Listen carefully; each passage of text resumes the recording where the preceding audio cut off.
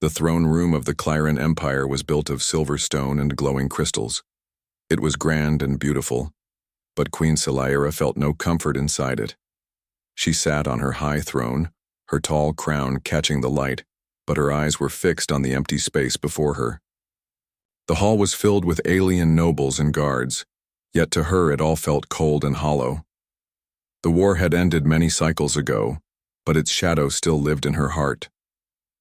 She remembered the moment she was told Captain Marcus Hale, her human husband, had fallen in battle. The words had struck her like a blade. She had not wept before her people, for a queen was not allowed to show weakness. But in the silence of her chamber, she had cried like any grieving soul. Now, years later, she still carried that wound. The empire looked at her as a strong ruler, a queen who had brought peace after war, but they did not know the truth. Peace meant nothing when her heart remained broken. Scifi had loved Marcus in a way few had understood. He was human, from a small and scattered race, while she was ruler of a vast alien empire. Their bond had been a scandal at first. Many nobles had whispered against it, calling him unworthy, too fragile, too strange. But Marcus had proved them wrong again and again. She remembered his laughter, his stubborn courage, his strange human ideas that had often turned the tide of battle. He had been both warrior and dreamer, and in him she had found a partner who saw her not only as queen, but as a woman who could be loved. Now all she had left were memories. Scifi rose from her throne and walked slowly to the balcony above the city. The capital stretched below, towers of crystal and metal glowing under twin suns. Her people thrived, rebuilding what the war had broken. Yet she felt no joy. The world seemed bright, but for her it was dim. Her chief advisor, Lord Veyron, entered quietly. He bowed low. "My queen," he said, his voice calm but firm. "The council grows restless. They ask if you will take a new consort. An heir must be secured." Scifi's golden eyes narrowed. "Enough, Veyron. I will not replace him." Veyron hesitated. "It has been many cycles. The nobles grow impatient. Her hand rose, silencing him. "I will not speak of this again." Veyron bowed again, though his eyes flickered with something unreadable. "As you command, my queen." He withdrew, leaving her alone once more. Scifi clenched the railing of the balcony. They did not understand. No one could take Marcus's place. No one could touch her heart as he had. As the suns dipped lower, a messenger entered the hall below. The queen turned, her long robes flowing like water as she descended to hear him. The messenger knelt. "Your Majesty, I bring strange news. A signal was caught at the edge of the frontier. It bears a human signature." Scifi froze. Her heart skipped a beat. "A human signal?" "Yes, my queen," the messenger said. "It came from the ruins of Calros near the border where the war began. The signature, it matches the codes once used by Captain Marcus Hale." For a long moment the queen could not breathe. Her mind whirled, struggling between hope and fear. Could it be true? Could Marcus still live? Or was this some cruel trick of her enemies?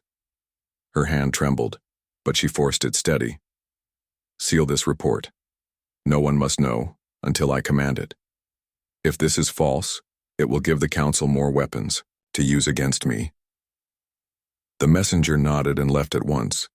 Scifi stood alone again, her chest tight. Her heart wanted to believe.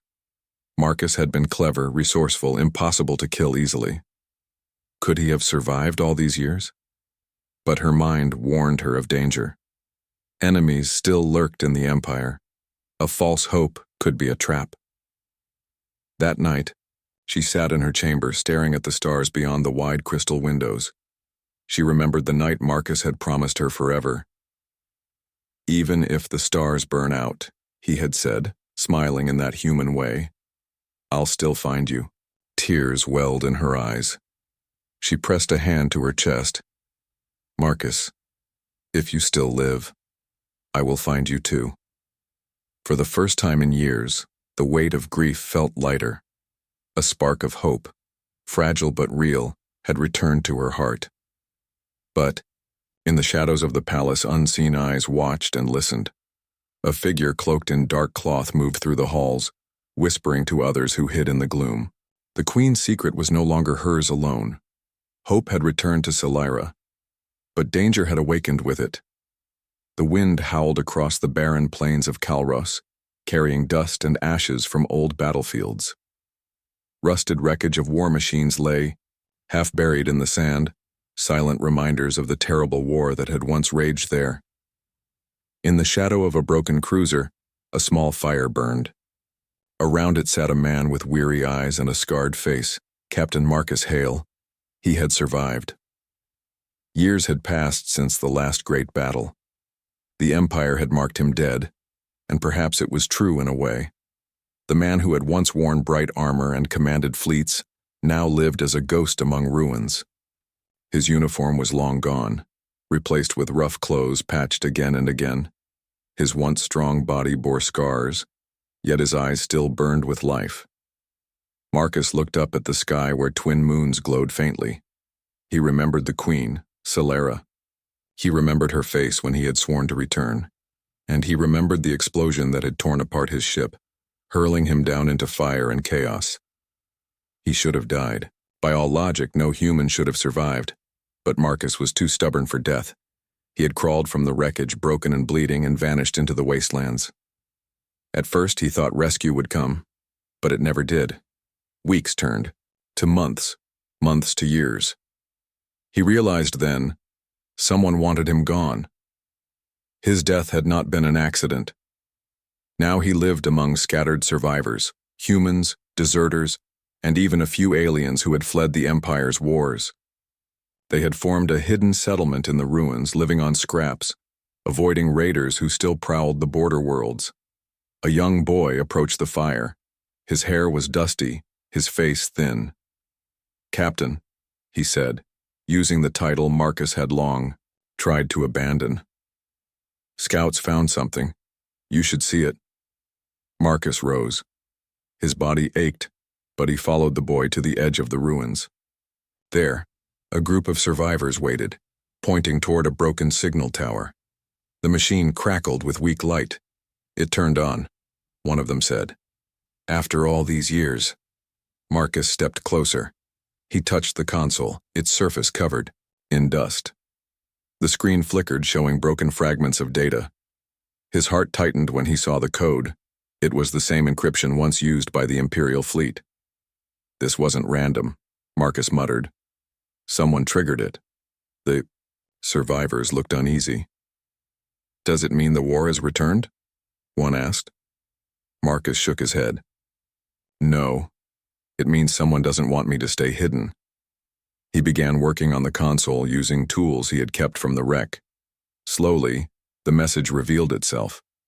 It was corrupted, but fragments were clear enough. What he read chilled him. The Yaupert message spoke of betrayal. It spoke of Imperial defense codes given away to the enemy long before the war had ended. It spoke of a traitor high within the Queen's court. Marcus's jaw tightened. He had suspected it for years, but now he had proof. He had not been destroyed by enemy fire alone. Someone inside Selira's empire had arranged his death. If that was true, then she was in danger still. One of the older survivors, a woman named Era, touched his arm. "You can't go back. If they learn you live, they'll hunt you harder than ever." Marcus looked at her, his voice steady. "If Selira still lives, she needs to know the truth. I swore I'd stand by her side. I won't break that vow." The others looked doubtful. The Empire was far, and the journey deadly, but Marcus's resolve was like iron. That night, as the survivors rested, Marcus prepared. He packed supplies, checked his old blaster rifle, and carried the shard of armor he had kept, a broken piece bearing the Queen's crest. It was the last token of his old life, and he would carry it until the end. As dawn rose, he began his journey across the wastes. The land was harsh, filled with dangers both human and alien. Raiders hunted the weak, strange beasts prowled the night, and the very air could turn against the careless. Marcus traveled carefully, moving by instinct. He had become a shadow, a survivor shaped by years of hardship. His human mind, adaptable and stubborn, had kept him alive where others had fallen. On the third night, he reached the ruins of an old outpost. He entered cautiously, his weapon ready. Inside, he found signs of recent use. Fresh tracks, burned fires. He wasn't alone. Voices echoed in the dark, speaking in a language Marcus recognized, the tongue of rival alien raiders. He crouched behind rubble and listened. Their words were sharp, but he understood enough. They spoke of a message they had intercepted, a message about the human captain who should have been dead. Marcus's heart pounded. They knew. His survival was no longer secret. He slipped away silently, vanishing into the night before they could discover him. His path was now more dangerous than ever. As he climbed a ridge, he looked out toward the horizon. Far away, the stars glimmered over the Empire's borders. Somewhere beyond them, Scifi ruled, alone and surrounded by enemies. Marcus's hand tightened on the crest of her empire. "Hold on," he whispered into the night. "I'm coming home." The winds carried his words across the wasteland, but shadows were already moving against him. The same traitors who had once tried to erase him had felt the shift. If Marcus Hale lived, their secrets would be exposed. They would do anything to stop him from reaching the Queen. The survivor's path back to his empire would not only be a journey of love, it would be the capital of the Clearan Empire glittered beneath twin suns, a city of silver towers and shining crystal bridges. To the citizens, it was a symbol of peace and prosperity. Yet the air inside the royal palace was thick with tension. Queen Scifi moved through the corridors with a steady grace. Her golden eyes scanned the council chambers where nobles and generals argued over trade, defense, and loyalty. But her mind was elsewhere, trapped in memories of Marcus. It had been weeks since the strange human signal had reached her. Scifi had not told a soul, not Varen, not her generals, not even the closest advisors. She could not risk false hope spreading, and she could not risk her enemies discovering that her heart had opened again to the possibility of his survival. Still, whispers reached her. Some nobles had noticed her distracted gaze, others questioned her late-night inspections. And then, subtle signs of betrayal began to appear. Reports of missing supplies, strange troop movements, and intercepted communications all suggested that someone high in the court was acting against the Empire, and possibly against her personally. Scifi did not panic. She had faced threats before, but her hand rested on the hilt of her ceremonial blade as she entered her private chambers. Her mind turned over every possible scenario. Varen entered quietly, bowing. "My queen, the council grows restless. Some ask why you do not name a consort, why you do not secure an heir. There is talk of instability." Scifi's lips pressed together. "Instability exists where greed resides, not in the absence of children. My heart remains true to the one I lost." Varen studied her carefully. "There are unusual signals at the border worlds. Humans, you may recall, Captain Marcus Hale. Some claim to have seen him alive." Scifi's heart caught. She forced a calm expression. "Claims are not proof. Let no one speak of this, not yet." Varen hesitated. Then he nodded. "As you command, my queen." After he left, Scifi walked to the balcony. Below, the city shimmered with life. And yet, danger was closer than she thought. Far away, Marcus was moving toward the heart of the Empire. Each day brought new dangers. Raiders and wild creatures tested his strength, but he relied on his human resourcefulness to survive. He had become a ghost, a shadow moving quietly and striking only when necessary. On one night, as he rested under a ruined bridge, he discovered a message etched into a stone by a fleeing scout.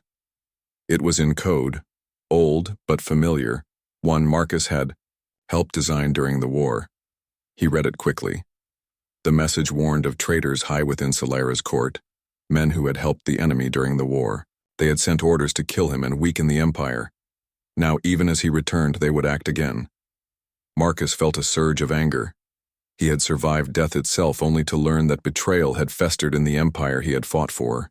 He could not rush blindly. He would move carefully, gathering allies as he approached the borders.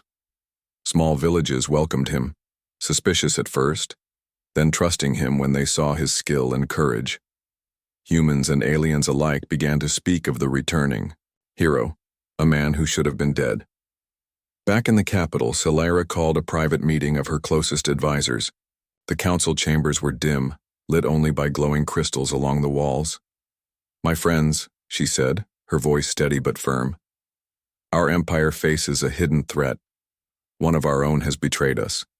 I do not know who, but I intend to find out," the advisors murmured.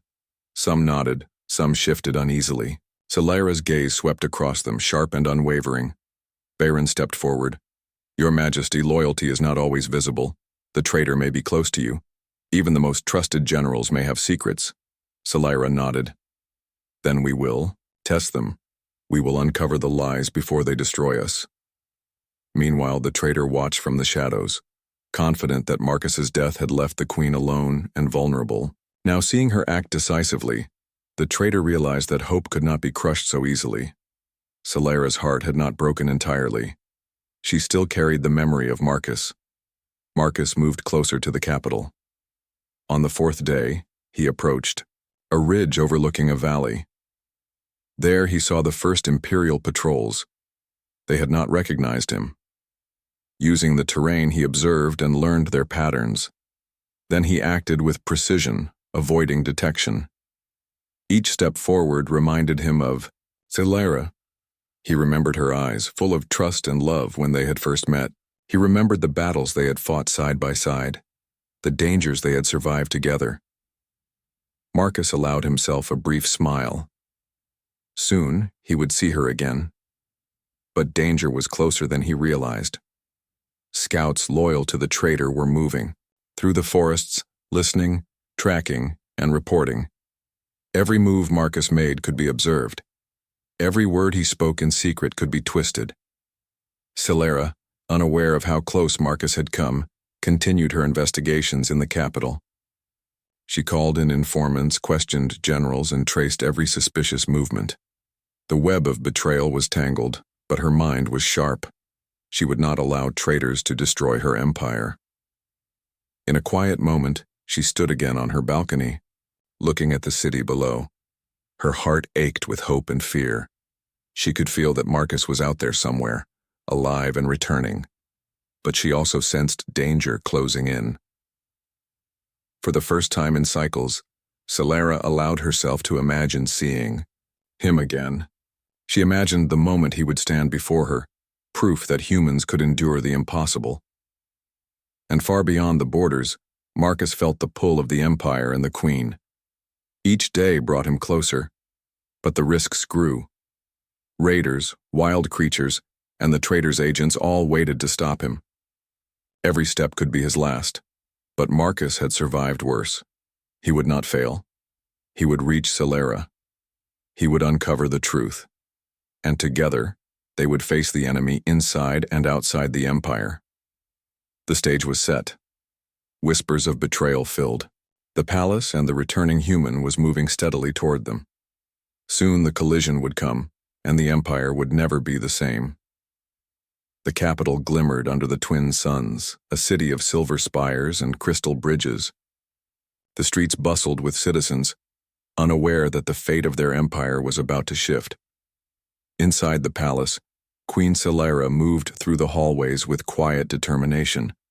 She had worked tirelessly to uncover the traitor who had betrayed her empire. Still, her mind wandered to the human signal she had received weeks ago. Could it really be him? Could Marcus Hale, her husband thought dead, still be alive? Her heart refused to hope too openly. But deep inside, a spark of longing remained.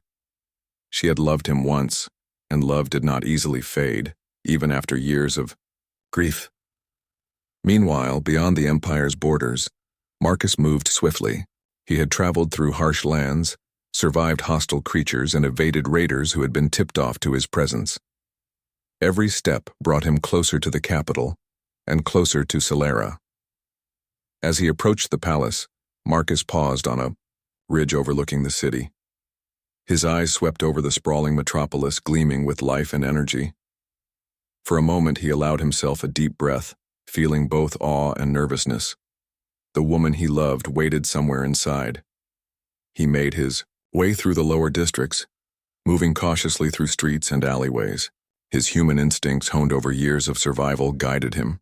He avoided patrols, slipping past guards as if he were a shadow. Inside the palace, Celera prepared for another meeting with her council. The traitor's movements had grown bolder, and she knew that time was short. She could feel the tension in the air, the subtle whispers of nobles who plotted behind her back.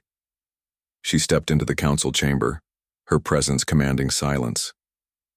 "We must uncover the traitor before he can strike again," she said. "All loyal officers are to report any unusual activity immediately. No detail is too small." Varen, her trusted advisor, nodded. "Your Majesty, we have also received reports from the frontier. There are rumors of a human, one who survived the war. Could it?" Celera cut him off, her voice firm. "Rumors are dangerous. They can mislead us. Focus on facts, Varen. Facts are all that matter." Even as she spoke, her mind whispered a different truth. Could it be Marcus? Could he truly be alive and returning to her? She could not yet allow herself to believe it fully. Marcus reached the outer palace gates under the cover of night. He watched the guards, noting their routines, their numbers, and their weaknesses. Using a secret passage known only to a few loyal palace servants, he slipped inside. The corridors were silent. The grandeur of the palace was overwhelming, but Marcus ignored it. His focus was only on Celera. Each step carried him closer, his heart pounding with a mixture of fear and anticipation. Finally, he reached the throne room. The doors were massive, adorned with glowing crystals and intricate carvings. He paused, collecting his thoughts. This was the moment he had dreamed of for years, the moment he would see her again. He pushed the doors open quietly. Inside, the throne room was empty except for Celera. She stood at the balcony looking out over the city, her golden eyes reflecting the light of the twin suns. Marcus stepped forward. His voice was low but steady. "Celera." She turned. Her breath caught. Her heart skipped a beat. Before her stood the man she had thought lost forever, the human she had loved with all her being. He was alive. Her knees threatened to buckle. "Marcus," she whispered. He stepped closer, extending his hand. "It's me. I survived. I'm here as I promised." For a moment the world seemed to hold its breath. Time itself paused as they looked at. The palace was alive with quiet tension. Even after Marcus's return, the golden halls of the Clearan Empire held shadows that whispered secrets. Celera moved through the corridors with purpose, her golden eyes scanning for signs of danger. She could feel the presence of betrayal, hidden deep in the heart of her court. Marcus followed close behind, every muscle alert. Years of survival had sharpened his senses, and he knew that any mistake could cost them both. They had reunited, but their mission had just begun. The traitor who had sent Marcus to his death was still active, still planning. Their first step was gathering intelligence. Celera called her most loyal officers, those who had proved themselves during the war. They met in a hidden chamber beneath the palace, away from prying eyes and ears. "My friends," Celera began, "we have a traitor in our midst. One of our trusted generals has been feeding information to our enemies. Marcus has proof. We cannot allow this betrayal to continue." Marcus stepped forward, holding a datapad containing intercepted communications and evidence of secret deals with rival alien forces. "This traitor arranged my death years ago," he said. "He has hidden among the council, plotting to weaken the empire from within. We need to act carefully. If he senses us, he will strike first." The officers nodded solemnly. Loyalty was a rare thing, but those present had earned Celera's trust. Together, they devised a plan to uncover the traitor and prepare the palace for confrontation. Meanwhile, in the shadows, the traitor watched. General Kelvin had been one of Solera's most trusted commanders. Tall, imposing, and cunning, he had used Marcus's supposed death to gain influence, feeding false intelligence and securing power. Now, Marcus's unexpected return threatened everything Kelvin had built. Kelvin smirked as he observed the palace. "So the human lives," he muttered. "We shall see if he can undo what I have created. The queen still trusts too easily." Back in the palace, Solera and Marcus worked tirelessly. Marcus moved through the archives, searching for any hidden records, orders, or messages that could identify Kelvin's accomplices. Solera interviewed generals and officers, watching for hesitation, fear, or deceit in their eyes. It was during one such investigation that a clue emerged. A minor officer, nervous and sweating, had been present during one of Kelvin's secret meetings. Under questioning, he revealed details of shipments, orders, and communications meant to destabilize the empire. Solera's eyes narrowed. "Kelvin's web is larger than we imagined," she said. "He has allies who will fight to protect him." Marcus nodded. "Then we need to strike fast and decisively. Delay will only strengthen him." They decided on a two-part strategy. Marcus would confront Kelvin's agents outside the palace, cutting off any reinforcements, while Solera would lure Kelvin into a council meeting designed to expose him. Timing was critical. One wrong move could cost the Empire everything. Night of the confrontation, Marcus moved silently through the corridors. His presence was ghost-like. Each step brought him closer to the first of Kelvin's agents. When they appeared, Marcus struck with precision, disarming and neutralizing them without unnecessary violence. His human ingenuity proved unmatched. He used their own traps against them and avoided detection entirely. Meanwhile, Solera convened the council. Every officer was present, each seated under the gleaming chandeliers that reflected the twin suns outside. Her voice was calm but firm as she addressed the group. "There is betrayal among us," she said. "One of you has conspired with our enemies. Today the truth will be revealed." Kelvin stood, pretending confidence. "Your Majesty, such accusations are serious. Do you have proof?" Solera nodded toward Marcus, who stepped forward holding the datapad. "This proof," Marcus said, voice steady, "shows who arranged my death, who gave orders to our enemies, and who has undermined the Empire for years. General Kelvin, the evidence points to you." Gasps echoed through the chamber. Kelvin's eyes flickered with anger and panic, but he masked it quickly. "This is treachery, fabrication," he shouted. Solera's voice rang out, cold and commanding. "We will see. You will answer for your crimes, Kelvin. No one is above justice." With precision, Marcus presented the evidence. Records, communications, and coded messages, all traced directly to Kelvin. The council murmured in shock. Some officers had suspected him but lacked proof. Now it was undeniable.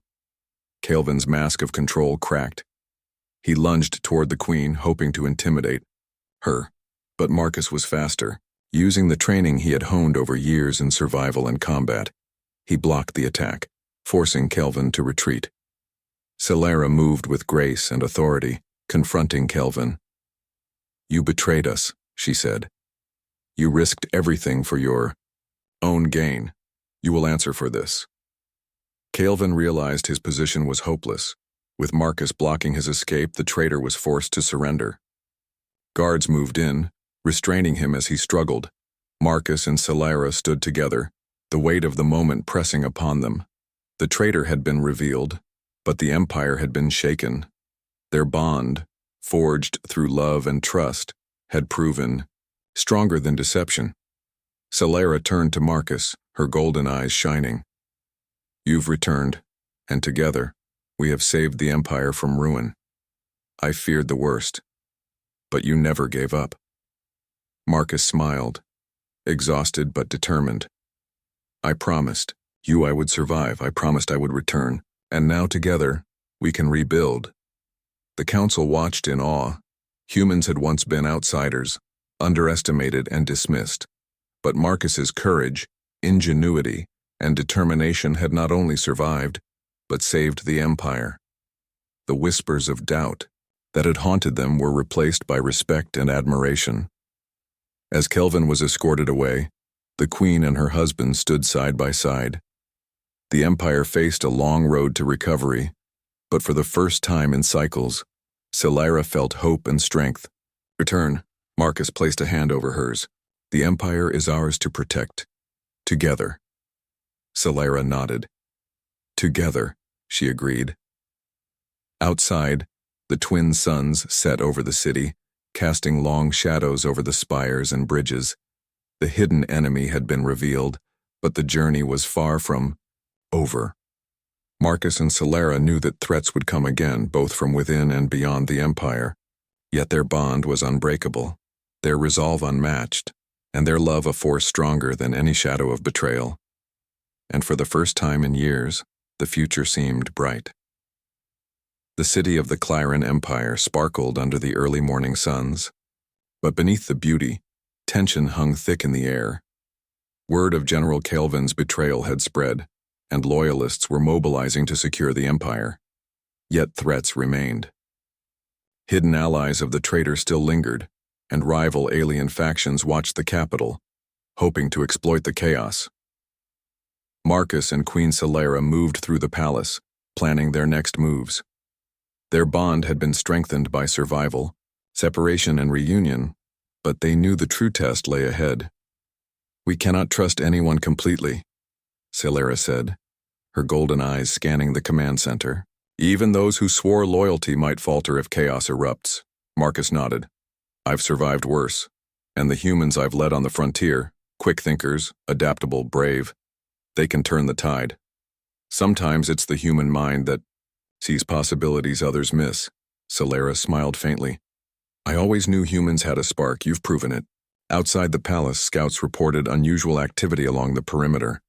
A small but organized force of Kelvin's allies was moving toward the city, intending to seize control while attention was diverted. Marcus knew their strategy. "We need to strike first," he said. "If they enter the city, it will be chaos. I can lead a group to intercept them." Scifi placed a hand on his arm. "Be careful. I cannot lose you again." "I won't fail," he replied. His resolve was unwavering.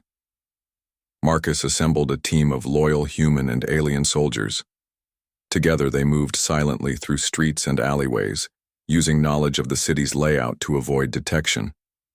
Marcus's human ingenuity allowed them to set traps, cut communication lines, and ambush the enemy before they could reach the palace.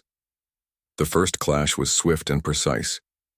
Marcus's team struck from shadows, disabling the attackers with minimal losses.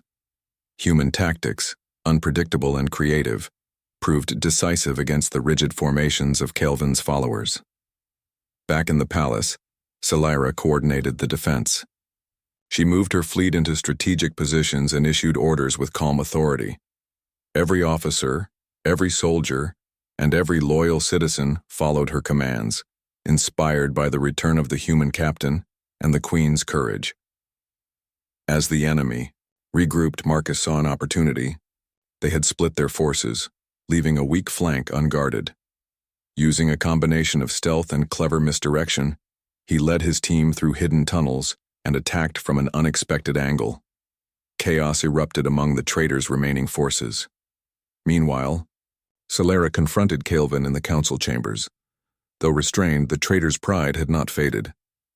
"You may have human allies," he spat, "but the Empire will fall. You cannot stop what is already in motion." Scifi's gaze was steady. "You underestimated the strength of loyalty. You underestimated the bond between human and Clyran. And you underestimated me." She signaled, and her fleet outside the palace unleashed a display of power that forced Kelvin's hidden allies to surrender. The combined efforts of Marcus's human team and Scifi's forces crushed the rebellion in a single, coordinated strike. After the battle, the palace was silent except for the sound of footsteps.